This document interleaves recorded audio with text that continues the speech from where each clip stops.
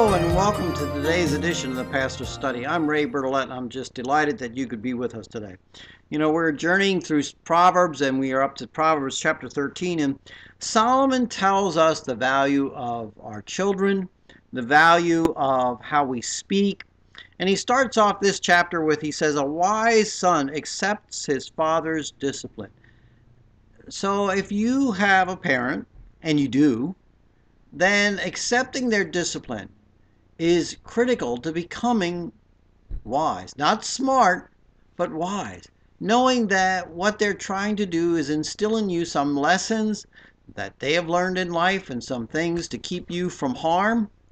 And there's benefit in that. And he goes on and he talks about what comes out of that individual, what comes out of a man. You know, the fruits of his mouth are something that produce, if he's a wise individual, produces good, but for a treacherous individual, there's violence. So what comes out of their mouth is hatred and horrible things and creates a violence, and goes on. So he then goes and cautions our speech. He says, be careful, guard your mouth. When you guard your mouth, you preserve life. If you don't, the opposite is true, then you destroy life. When you open your mouth and just let it run, if you will, it can bring ruin. How many times have we said something only to wish that we could unsay it? In the heat of a moment, we spout something out and we realize that as soon as it leaves our lips, it's too late. Solomon says, that's why you need to guard your mouth.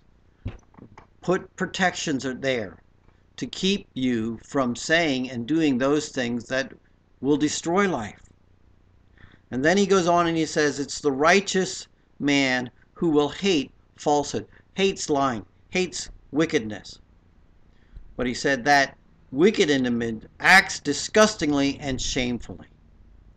So how we live, how we speak, how we listen to our parents, whether we're 16 or 66.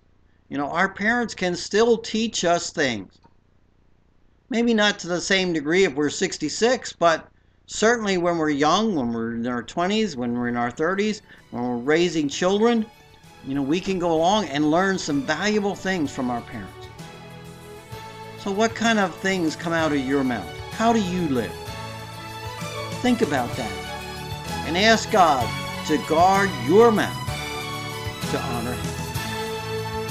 Till next time, goodbye and may God bless.